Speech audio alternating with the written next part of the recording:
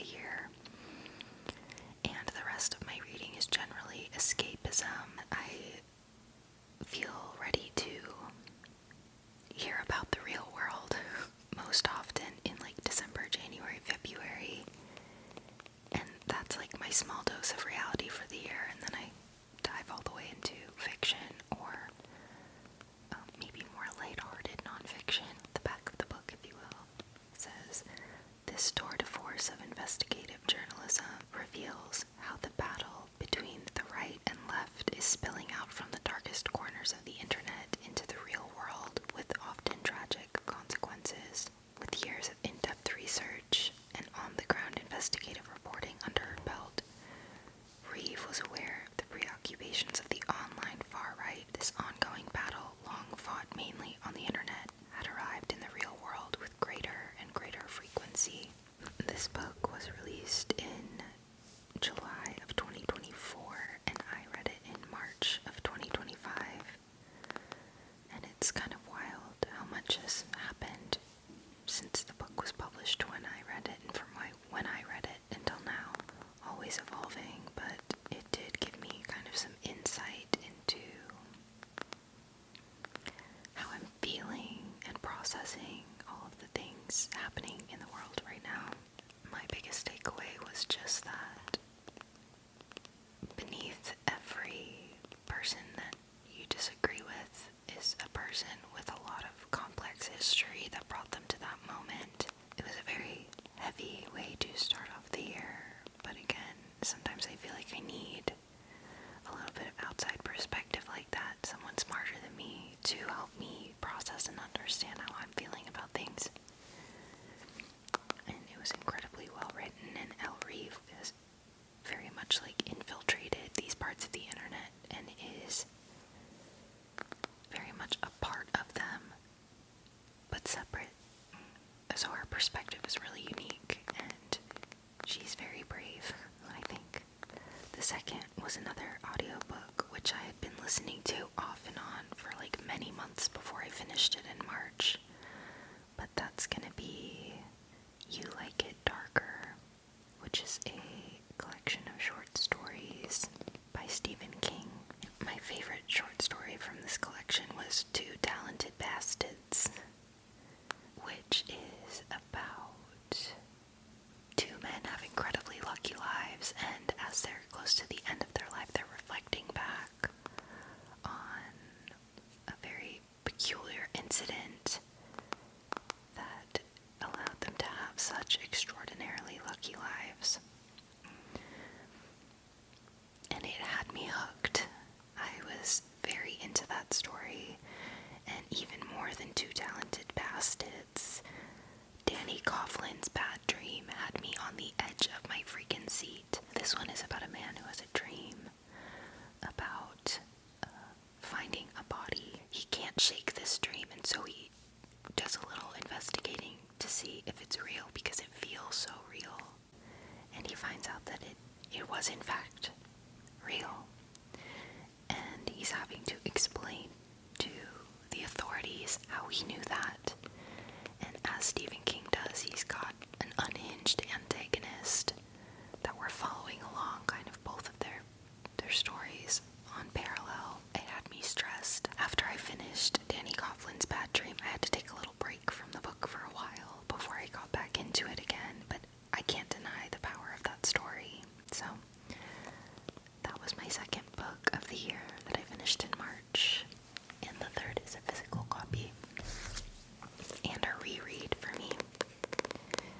It is Christopher Pike's Scavenger Hunt. School was almost over. A secretive club on campus had organized a scavenger hunt for the entire senior class. In small groups and with the help of cleverly planted clues, the kids are led throughout the city and then deep into the nighttime desert.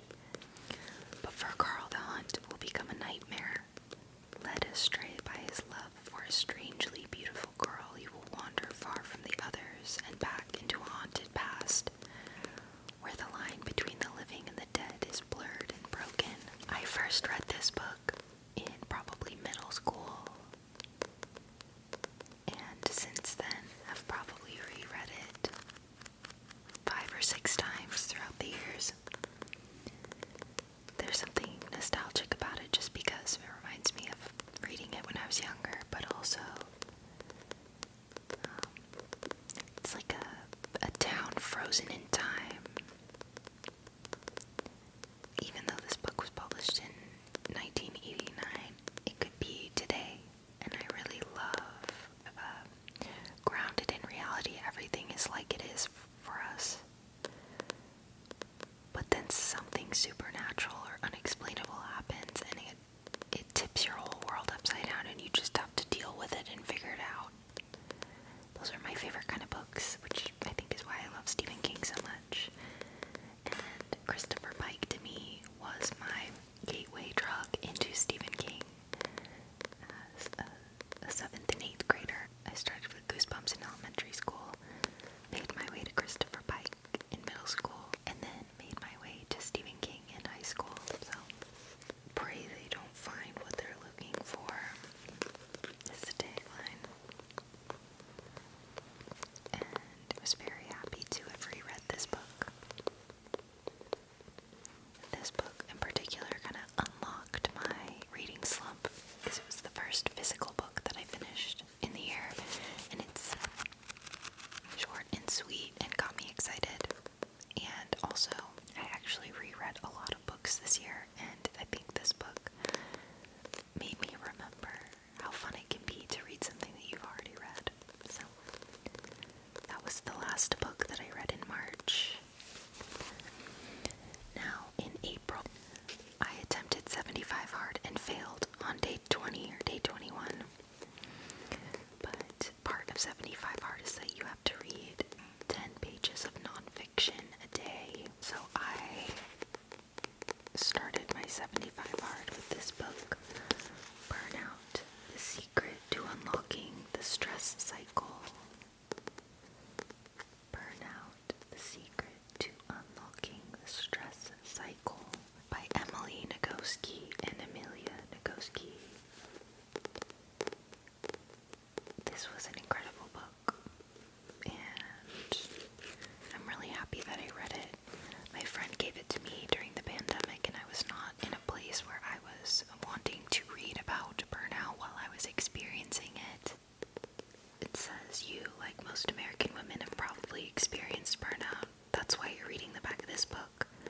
What's expected of women and what it's really like to exist as a woman in today's world are two different things, and we exhaust ourselves trying to close the gap. The authors compassionately explain the obstacles and societal pressure we face and how we can fight back. In these pages, you'll learn what you can do to complete the biological stress cycle, how to manage the monitor in your brain that regulates the emotion of frustration, and how the bikini industrial complex makes it difficult for women to love their bodies, and how to defend yourself against it. So, thank you to Emily Nagoski and Amelia Nagoski for writing this book. It was very strange to be reading it during 75 Hard when I'm trying to do the most, and the book is like, girl, do less, please. Get out of the competition and just be. And yeah, I'm really glad I read this. This was the first book that I finished in April, and the second was The Sanatorium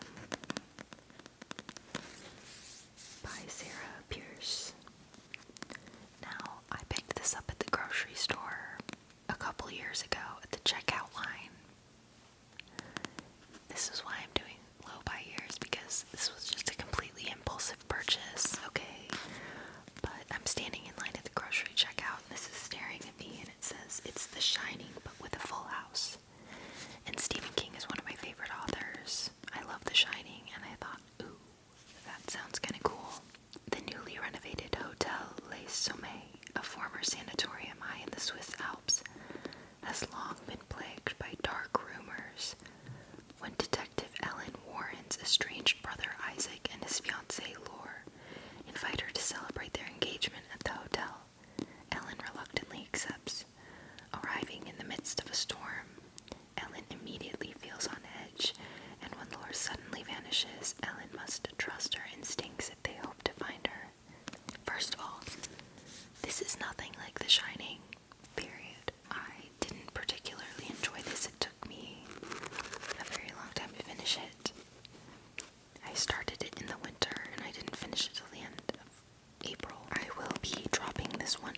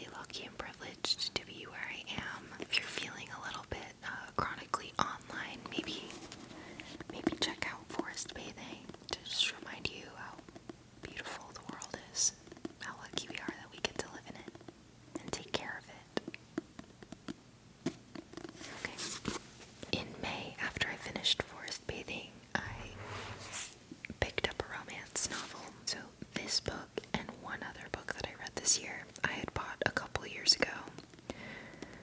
I was influenced because a creator, it was actually Maddie Dragsback, if you know her or watch her content. She had asked for recommendations, so I was scanning the comment section, and the comment that I found was like, if you like 50 Shades of Grey, which I did enjoy, then you'll like these, and Twisted Love was on the list. Let's just read the back, shall we? You are the light to my dark sunshine. Without you, I'm lost. Alex Volkov is a devil, blessed with the face of an angel and cursed with a past he can't escape. Driven by a tragedy that has haunted him for most of his life, his ruthless pursuits for success and vengeance leave little room for matters of the heart. But when he's forced to look after his best friend's sister, he starts to feel something in his chest. A crack, a melt, a fire that could end his world as he knew it. Ava Chen is a free spirit trapped by nightmares of a childhood she can't remember. But despite her broken past, she's never stopped seeing the beauty in the world, including the heart beneath the icy exterior of a man she shouldn't want. Her brother's best friend, her neighbor, her savior, and her downfall. Theirs is a love that was never supposed to happen, but when it does, it unleashes secrets that could destroy them both and everything they hold dear. It was an easy read. It was a pretty quick read. The plot kept me interested, but like a lot of romance novels that I pick up, contemporary romance novels, I guess, I feel like everything is so dramatic that I'm like, I can't really relate. The extremes in these books are sometimes just like kind of jarring, but it is escapism, and I'm always rooting for love. I don't remember a lot about this book. It's part of a series called, so this is Twisted, Book 1, Twisted Love. And there's 3 others in the series. I didn't feel compelled to continue the series. I think this was a good read, and yeah, I didn't feel like I wanted to continue to explore the world. But this was the second book that I read in May. The third book that I read in May was an audiobook and a reread, Survivor, a novel by Chuck Palahniuk, who wrote Fight Club. I had read Survivor originally in college. It kind of blew my mind. Let me read the back of the book for you. Tender Branson, last surviving member of the so-called Creedish death cult, is dictating his life story into the flight recorder of Flight 2039, cruising on autopilot at 39,000 feet, somewhere over the Pacific Ocean. He is all alone in the airplane, which will crash shortly into the vast Australian outback, but before it does, he will unfold the tale of his journey from an obedient Creedish child and humble domestic servant to an ultra-buffed steroid and college-packed media messiah. Unpredictable and unforgettable survivor is Chuck Palahniuk at his deadpan peak, a mesmerizing, unnerving, and hilarious satire on the wages of fame and the bedrock lunacy of the modern world. I don't want to talk too much in depth about this book because I don't think you're going to find it particularly relaxing, but if you've ever read Chuck Palahniuk, if you enjoy Chuck Palahniuk and you haven't read Survivor, I think that that's actually my favorite book of his, and it was really interesting to have read it in college. I think I was a sophomore in college. I worked a late shift at like one of the dorms doing laundry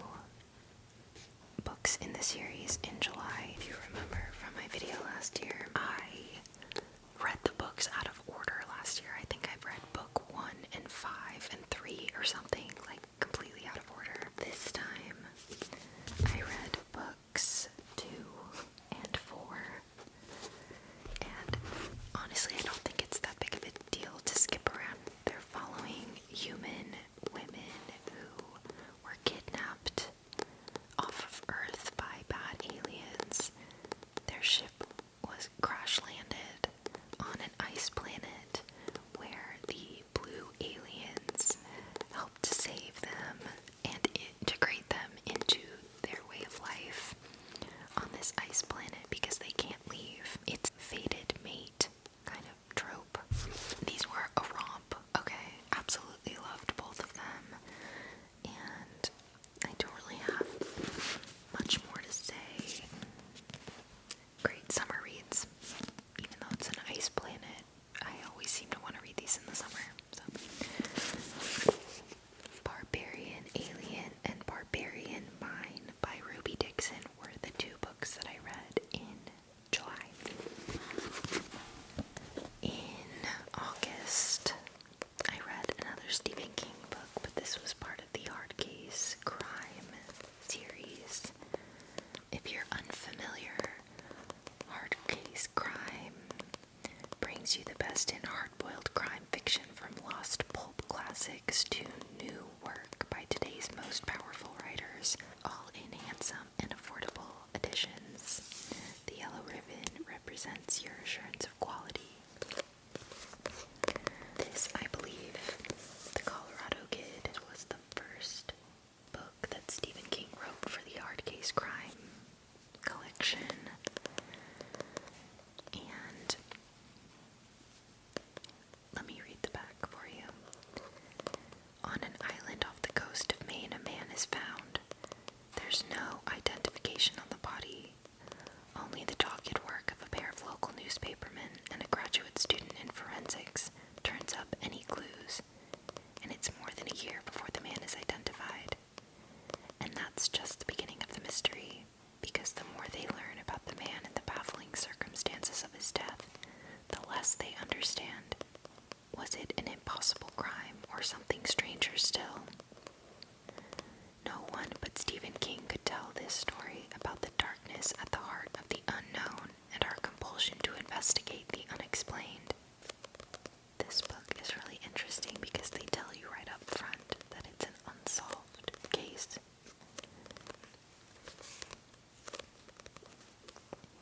It is told through these two newspaper investigators on this small town island, telling the story to a young woman who is interning there for the summer.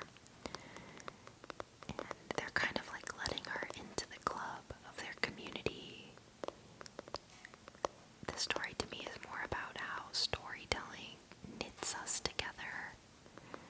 Like the act of telling this story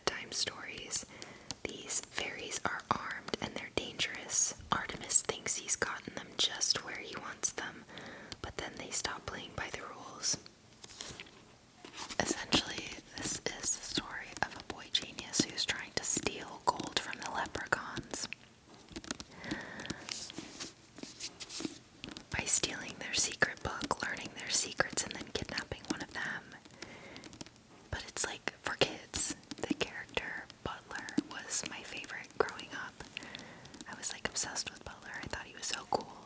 What a lovely world to dive back into. This was my second book that I read in August. And the last, I only read one book in September, and it was a novella, Rare, Fine, and Limited by Mike Flanagan. A mysterious business card, an eccentric proprietor, a private room with one red door guarding access to the most expensive wines in the world, a tasting most would kill to attend, but for Frankie Fuller, a bore. He's simply not impressed until the final pour. A bottle so rare, so fine, so limited, not even a professional hedonist of the highest order like Fuller has ever tasted anything like it. A sip into the mind of a serial killer, and he has to have more. From the brilliantly disturbing imagination of horror master Mike Flanagan comes a story of dark desire, dangerous indulgence, and a thirst unlike any other. Rare, Fine, and Limited, the first tale of terror from Macabre Spirits. I talked about this in a video in the fall, but this short story came with a bottle of Sotol that I ordered from Macabre Spirits, and this was such a fun read, especially in fall time, in September, getting like ready and excited for spooky Halloween season.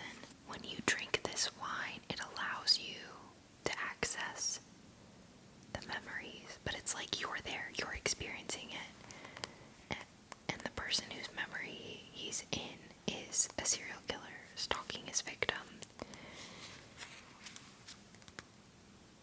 I couldn't really put this down, like it's only 70 something pages. It's really short. It had its hooks in me. A really interesting premise, so I loved this. And that's the only thing that I read in September. And in October I didn't read anything. Then in November I read another novella. I guess technically it's a story, a short story. It's called Recitative by Toni Morrison. I had never read any of Toni Morrison's work. This was my first experience with her writing. And I actually read this twice throughout the year. My mother-in-law gifted me this, and I'm so glad that she did, because then we were able to talk about it after I finished it. Morrison herself described this story as, quote, an experiment in the removal of all racial codes from a narrative about two characters of different races, for whom racial identity is crucial, unquote. Recitative is a remarkable look into what keeps us together and what keeps us apart, and about how perceptions are made tangible by reality. Twyla and Roberta have known each other since they were 8 years old and spent 4 months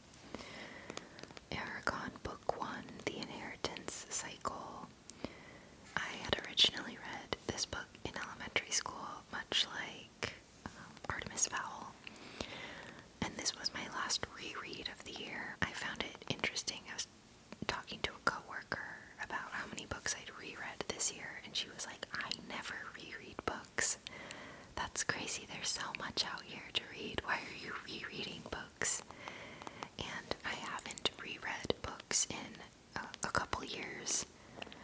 Although I generally do enjoy rereading stories, but I started to get curious about why I reread so many books this year, and as I was chatting with her, I was like, I don't know, I feel like I'm reverting to being 13 years old again, where life felt easier.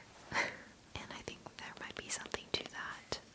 I've had a lot of periods of feeling really overwhelmed this year, and I found it very interesting that I wanted to go back to these books that I found very comforting in my early, elementary school through beginning of college. But the book itself, Eragon, is about when 15-year-old Eragon finds a polished blue stone in the forest. He thinks it is the lucky discovery of a poor farm boy.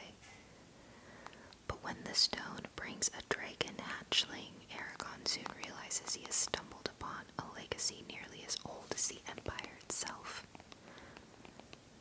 Overnight, his simple life is shattered, and gifted with only an ancient sword, a loyal dragon, Eragon is soon swept into a dangerous tapestry of magic, glory, and power. Now his choices could save or destroy the Empire. This book I listened to as an audiobook, and the narrator was awesome. He did this really, really unique voice for the voice of the dragon, which I very much appreciated. Samar Fleur had talked about reading The Hobbit and The Lord of the Rings for the first time this year, and it made me remember the Eragon books, because I had read Eragon in elementary school after seeing The Lord of the Rings, The Fellowship of the Ring for the first time. The movie, it got me really interested in fantasy as a genre, and just epic journeys and magic and creatures and dragons. It was fun to fall back into fantasy, because as I've gotten older, I haven't really felt as connected to fantasy or interested by it. That was a really fun read in November. I would put in my audiobook and listen as I walked my dog in the woods, and it felt kind of magical, like we were on an adventure too. And that is such a perfect example of the escapism of books, so I loved it. Chef's Kiss. The last book that I read in November was this book called Credence by Penelope Douglas. Much like Twisted Love was from that comment section of Maddie's video. It was kind of a blind buy. I will say that I would not recommend this book. It is very taboo, but that's not why I wouldn't recommend it. I wouldn't recommend it because I actually hated the way that all of the men in this book thought about and talked about the woman in this book. Unfortunately, I was about halfway through it before those dynamics started showing up. I was invested enough in the book that I wanted to finish it and see how it ended. But yeah, would not recommend this. Tiernan DeHaas doesn't care about anything anymore. The only child of a film producer and his starlet wife. She's grown up with wealth and privilege, but not love or guidance. The shadow of her parents' fame followed her everywhere, and when they suddenly pass away, she knows she should be devastated, but has anything really changed? She's always been alone, hasn't she? Jake Vanderberg, her father's stepbrother and her only living relative, assumes guardianship of Tiernan, who is still 2 months shy of 18. Sent to live with him and his 2 sons, Noah and Caleb, in the mountains of Colorado. Tiernan soon learns that these men now have a say in what she chooses to care and not care about anymore. As the 3 of them take her under their wing, teach her to work and survive in the remote woods far away from the rest of the world, she slowly finds her place among them and as part of them, and she also